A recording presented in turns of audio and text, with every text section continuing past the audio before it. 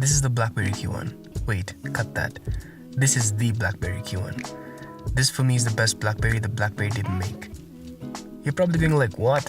But yeah, this is the first BlackBerry feeling BlackBerry since the BlackBerry Passport. That's a lot of the word BlackBerry in one sentence. But the story is BlackBerry stopped making phones and licensed the Chinese company TCL to start making them. But the first phones were Alcatel-like, but this, they really did it. This is the BlackBerry we've always wanted. Anyways, away from the hullabaloo that's an intro, the KeyOne feels great. Some say it's built like a tank, but I say it's well built with an aluminium frame, a soft touch back that somehow still begs for a case. But luckily BlackBerry sells a pouch and the software takes advantage of a little cutout. Plus you can put in your credit card or whatever. The rest of the covers can be found online. I went to the Clearlist cover because, dude, look at it. If you love specs, this will impress you. It's running a Snapdragon 625 paired with 3GB of RAM. The USB-C port is still on board, so hooray, and the headphone jack too. In other news, the screen is a 1620 by 1080p display, which won't impress anybody. But it's pretty good. It's super contrasty, and the tapering edges of the 2.5D glass are pretty amazing. Now, there have been complaints with the screen easily popping out of the BlackBerry, but it's been fixed, so any device that you bought from August onwards will probably have a permanent screen. For that, there's a card above explaining all this.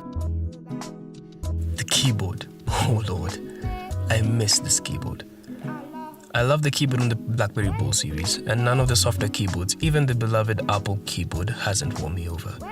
This keyboard is clicky and makes you feel like you're actually doing something with your life. Texting, replying to emails, typing out long posts on Medium, it's all a breeze. Also, this is not just any BlackBerry keyboard.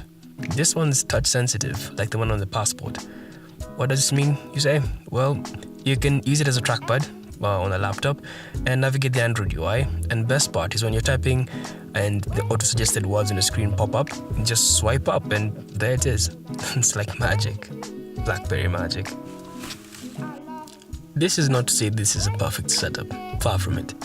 Some of the implementation makes you want to slap someone right in the face.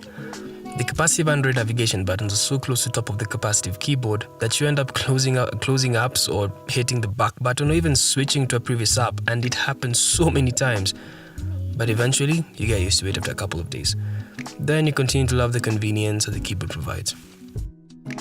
If you love taking selfies and photos, you'll be glad to know that BlackBerry is a champ. You love it.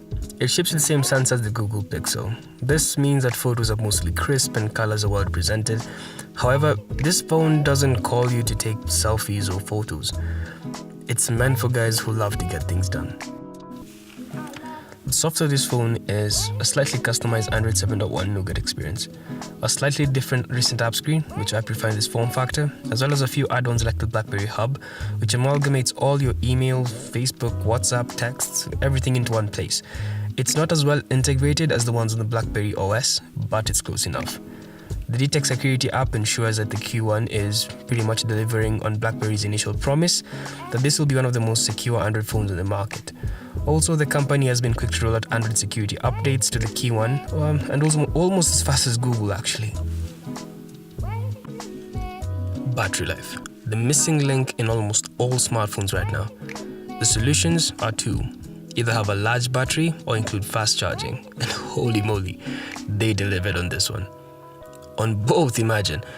The KeyOne has a 3505 mAh battery on Qualcomm's fast charging 3.0, which means this beast of a battery can go from 0 to 50 in 30 minutes.